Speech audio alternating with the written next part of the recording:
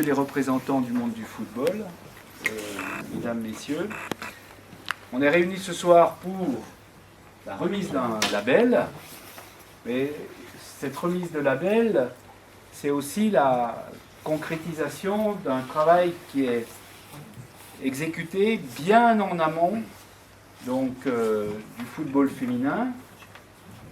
Et avant que le responsable de la section féminine interviennent, ça va vous donner certainement un nombre incalculable de chiffres. Je vais vous faire un long discours d'après ce qu'il m'a dit. Je voudrais quand même vous rappeler ce qu'est le club de Jura Sud Foot à travers son action éducative. Parce qu'en fait, on est un peu à ce niveau-là présent. Alors, il faut savoir qu'on est présent aujourd'hui dans 4 collèges. On est présent au collège qu'on appelle Pré-Saint-Sauveur à Saint-Claude, on est présent au collège Saint-Joseph à Oyonnax, on est présent au collège du Plateau et on est présent dans un établissement privé, donc Saint-Oyen. Dans ces sections sportives, on a 48 élèves qui, toute l'année, participent au développement de leur activité sportive. Et ce qui est important à savoir, c'est qu'il y a 20% de filles qui sont présentes. On a également un projet qui est de rentrer au sein du lycée, cette fois-ci du Pressin, avec une section en seconde uniquement destinée aux filles. C'est un projet. Vous savez que les projets, il faut du temps pour qu'ils se mettent en place. Mais petit à petit, comme on dit, l'oiseau fait son nid. Ce que je voulais quand même que vous sachiez également, c'est qu'on a un salarié, Théo, qui n'est pas là, je ne l'ai pas revu, qui est... Il est en séance. Il est en séance, il est sur le terrain là. Théo, il est en charge, il est salarié à temps complet de notre établissement et il est en charge les sections sportives, mais pas que ça. Et il est adossé pour ce développement donc avec des apprentis qui l'accompagnent, 1, 2, 3, selon les obligations qu'il y a. Mais ce que vous ne savez pas, puisqu'on parle de sections sportives, tout le monde a entendu parler des sections sportives, mais ce que vous ne savez pas, c'est le travail de fond qui est accompli. Parce qu'aujourd'hui, on intervient donc à l'école de Martignac. On intervient à l'école de la Source à Saint-Lupicin. On intervient à l'école de l'Avant-les-Saint-Claude. On intervient à Molage, à Viry, à Saint-Joseph, en primaire. L'établissement privé donc, de Moiran-en-Montagne. On va aux Avignonnais à Saint-Claude. En fait, on touche, alors j'ai un petit topo là, 410 élèves tout au long de l'année. Et sur ces 410 élèves, il y a combien de filles? Il y en a 195. Donc en fait, ce qu'on va voir là, ce qui va vous être présenté, c'est un travail de fond qui est entrepris depuis des années et des années pour arriver à bâtir un comportement, positif et qui permette d'avoir un rôle social. Vous savez également qu'on est, depuis cette saison, nous avons une section handicap.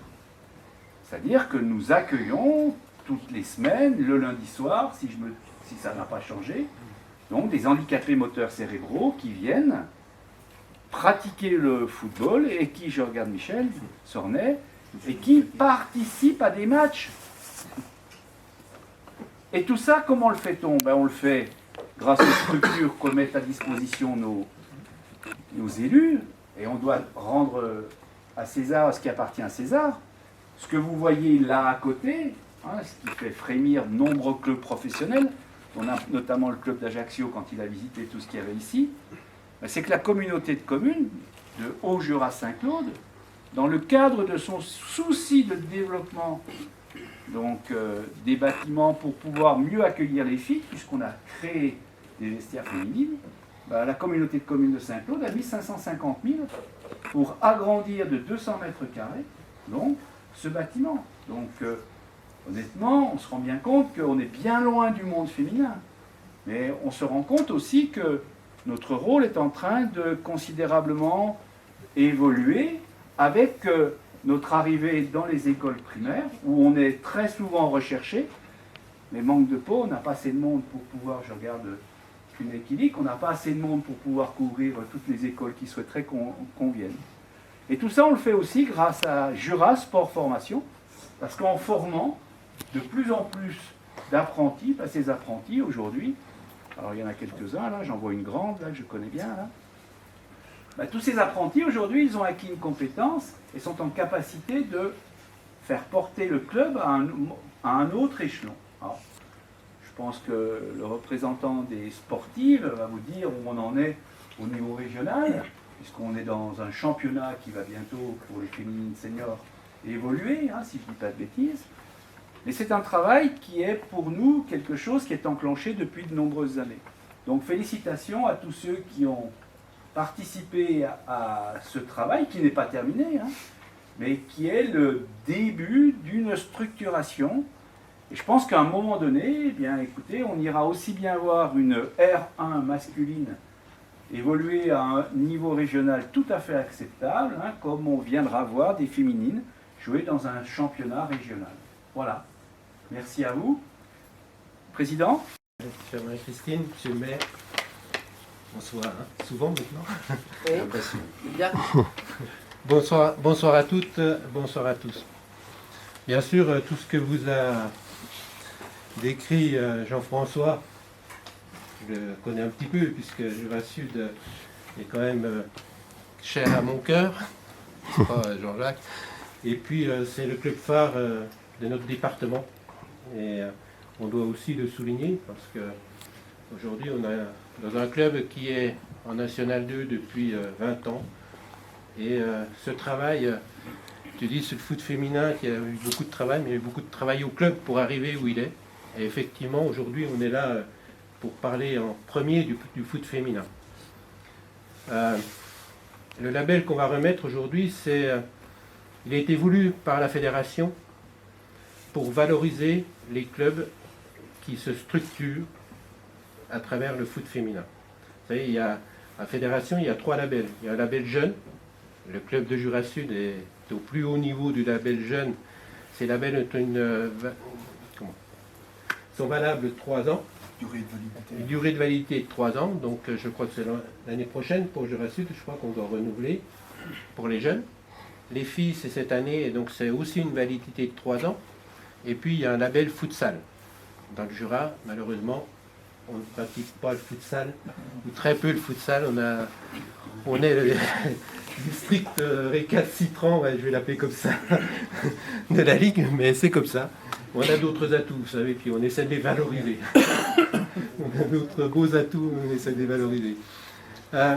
Vous dire que, évidemment, il y a plusieurs niveaux de label, il y a 3 niveaux de label, mais Clément va vous le dire un peu en détail, plus en détail que moi. La structuration du club, c'est important. Je disais tout à l'heure à quelqu'un, la structuration, ça veut dire qu'on sait accueillir les gens. Parce que c'est notre problème aussi dans le sport, souvent, c'est de bien accueillir les gens. Et donc, ce label, ça veut dire qu'à Jura Sud, on sait accueillir les femmes, les filles, pour venir pratiquer un sport. Et après, le deuxième atout d'un label, c'est d'aller chercher la fidélisation des licenciés.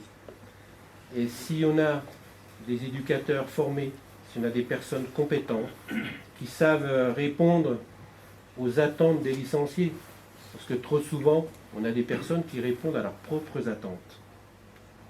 Et ça c'est un petit peu notre fléau. Il faut avoir des gens compétents et qui sachent répondre aux attentes des autres. Et à travers le label, c'est ça que l'on veut valoriser. Je crois que les gens compétents, je vais juste faire un appart, parce que j'ai le président de la commission de l'IR2F en face de moi. Je crois qu'on forme beaucoup de personnes. On forme beaucoup de personnes déjà au Jura Formation avec tous les BPGEPS, mais aussi on forme beaucoup de personnes dans le football, dans les métiers du football, au métier du football.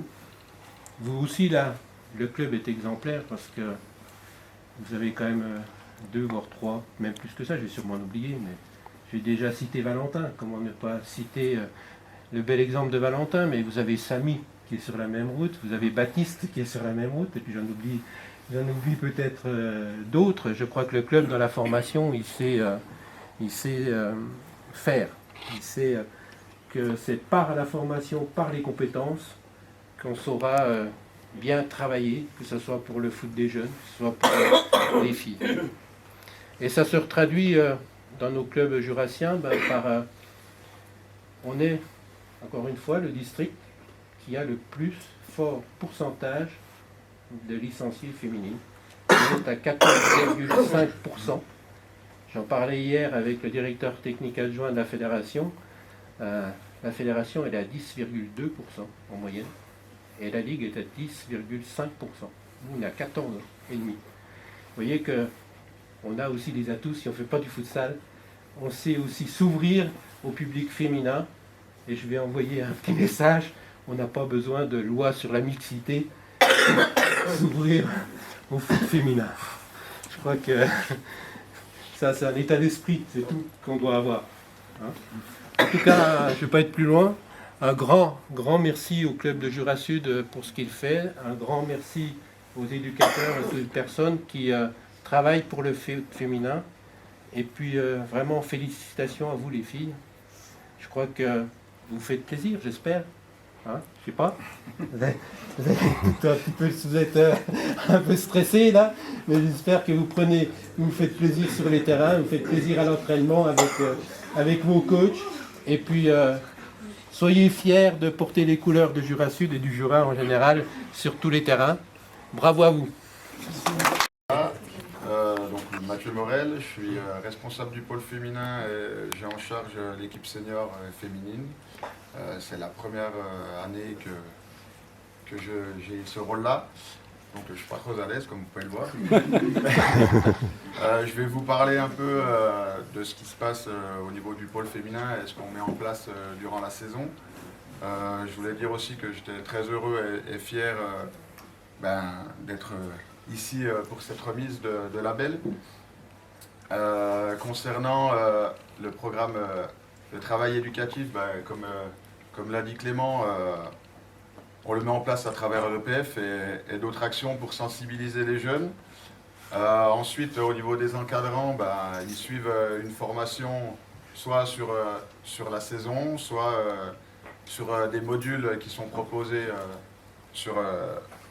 au niveau à l'année, des modules qui sont proposés et auxquels on y participe, ou des formations en interne.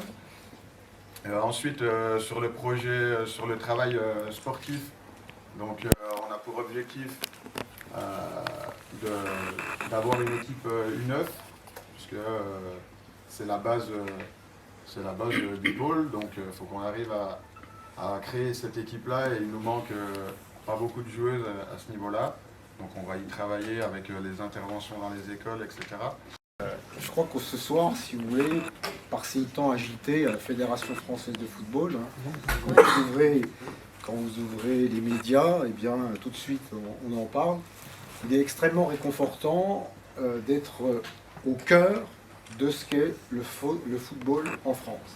C'est-à-dire que vous avez deux acteurs majeurs, le club et ses bénévoles, tous ses salariés également, ses licenciés, mais également les collectivités territoriales que vous représentez, Madame la députée, et puis de par vos fonctions départementales et puis autres, et puis Monsieur le maire. Je crois que c'est cette symbiose-là qui fait qu'on a un atout très important pour animer le territoire, et ça c'est un fondement qui caractérise notre sport en France. Il n'y a pas d'autres caractéristiques. Je vais vous prendre un exemple que je connais bien, n'est-ce pas Michel ? Ou Michel, la Coupe de France.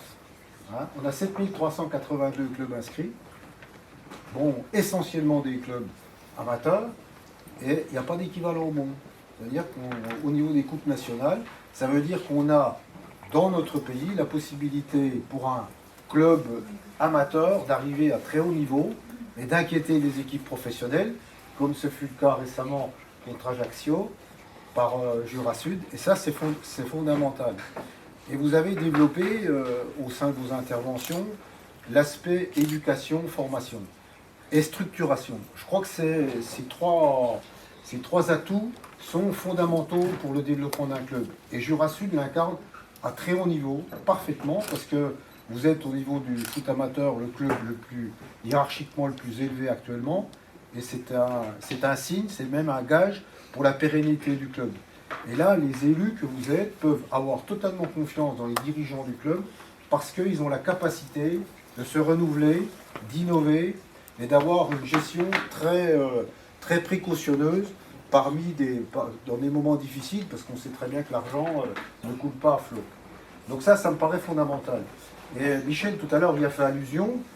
Effectivement, au niveau de la Ligue de Bourgogne-Franche-Comté, que je représente ce soir, et j'excuse notre président, eh bien, nous avons un institut régional de formation du football, et nous formons 1800 stagiaires par an, dans le domaine des éducateurs, dans le domaine des arbitres, dans le domaine des dirigeants.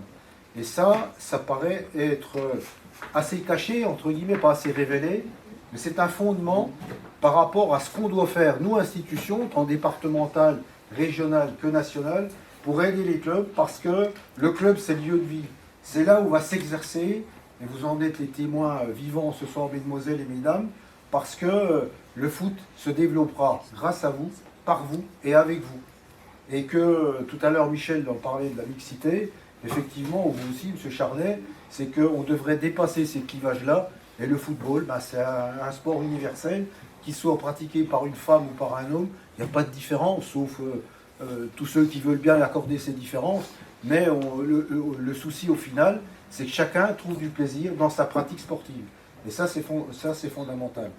Alors je ferai passer aussi un message à nos élus, parce que, vous l'avez très bien dit tout à l'heure, M. Charnet, il y a eu un effort très important au niveau des collectivités locales, avec les 550 000 €, mais je crois que c'est aussi un fondement permanent d'un renouvellement des infrastructures, de façon à permettre au club de progresser dans son développement et d'atteindre le plus haut niveau possible.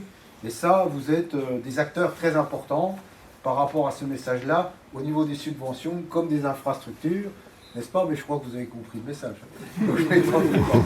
Donc, nous travaillons aussi de concert avec Michel, puisque souvent nous nous rendons aux réunions de la Ligue en covoiturage, n'est-ce pas, Michel? Et tout au long du parcours, aller-retour, bien entendu, on parle de foot. Et Jura Sud, bien sûr, ne manque pas d'être à la une, et ça c'est important.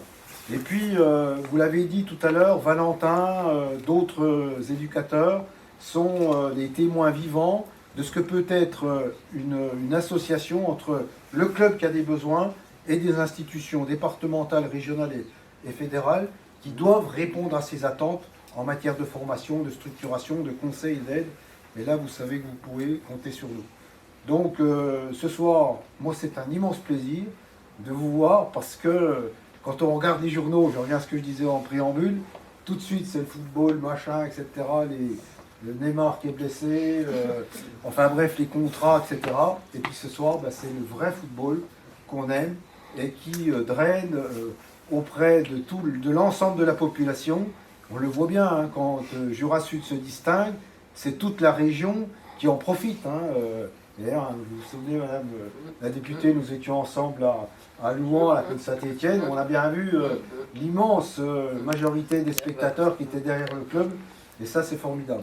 Donc bon vent à Jura Sud, belle saison, et puis merci aux éducateurs du district, et puis merci aux éducateurs du club d'accueillir toutes ces jeunes filles, parce qu'elles vont trouver du plaisir, elles vont avoir plaisir à jouer ensemble, elles vont se faire des copines, et puis toute votre vie, ça sera marqué par ce passage au sein de Jura Sud. Et je vous souhaite le meilleur pour vous. Voilà, merci beaucoup. Merci de cette pression d'entrée. Alors, moi je vais juste parler, alors le maire de Moran c'est une chose, mais je vais juste parler en tant que VP à Terre d'Émeraude, la collectivité qu'on appelle Terre d'Émeraude. On a parlé de celle de Saint-Claude, parce qu'ici c'est son territoire, mais à Moran où l'équipe première doit jouer, normalement, eh bien, c'est sur Terre d'Émeraude et à Moiran en particulier. Cette semaine, il y a eu quand même une réunion importante parce que, alors, les délégués et les représentants de la fédération, que ce soit départementale ou régionale, ont bien expliqué que pour avoir pérennisé le club, il faut savoir recevoir. Eh bien, nous, les élus, notre devoir, c'est aussi de savoir recevoir les licenciés et le club et les clubs en général sur, évidemment, les infrastructures sportives et en particulier celles de football. Et donc celle de Moiran, Je sais qu'il y a des difficultés sur ce terrain, mais on a une réunion importante cette semaine, on peut peut-être te le dire. Il y a quelques engagements pour certaines collectivités, encore pas toutes, certaines, celles que je représente, au moins celle-là, la mairie. On va s'engager financièrement sur ce projet de refaire ce stade, au moins le terrain. Et le reste, ce sera plutôt phasé. Moi, ce que je voulais dire, justement, ce terrain.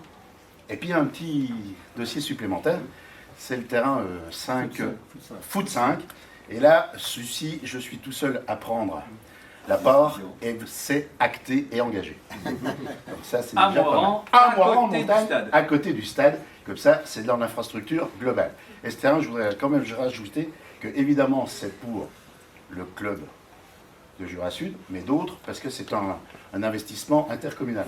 Et donc, moi, ce que je veux aussi, c'est ce que vous l'avez expliqué, mais ça peut aussi attirer du monde, c'est pour les écoles, donc ce sera ouvert aux écoles, et la population moirantine, et d'autres d'ailleurs, en général, pour qu'au moins ils viennent utiliser ces infrastructures, parce que quand on investit, c'est fait pour que ça soit utilisé, si c'est pour y regarder, ça ne m'intéresse pas.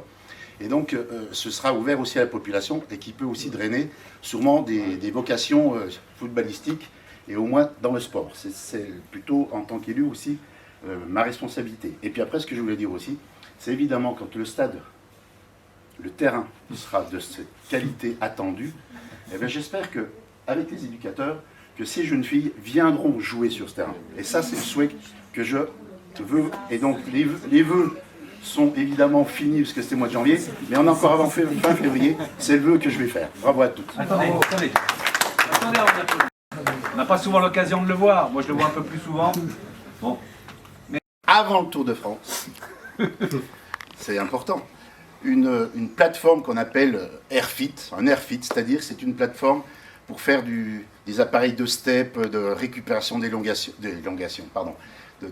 comment vous appelez étirement, merci, mais autre, du fractionné, du cardiaque, c'est ça, du cardio, pardon, parce que cardiaque, c'est pas terrible. Et tout ça, c'est acté, les travaux ne vont pas tarder de démarrer. J'ai la réunion mardi prochain pour la réunion 0. Ça, c'est la première chose. Donc ça sera utile et ouvert à tout le monde, toute l'année, avec un coach virtuel en plus. On se connecte et tout, il y aura les explications suivant le niveau qu'on a pour faire ces exercices de 2 ans ou 3 ans, je ne sais pas, jusqu'à mon âge. Et puis autrement, il y aura un deuxième investissement, pareil dans la plaine et dans ce plateau sportif. On va faire, alors là c'est plus pour les jeunes, mais peut-être que non, un pump track. Voilà, donc c'est du vélo avec des bosses, mais on peut y aller en trottinette, en tout ce qu'on veut. Et comme il y a le Tour de France qui passe, ce sera aussi un clin d'œil pour le Tour de France. Merci d'avoir appelé, parce que c'est le 21 juillet à Moirans en montagne, départ.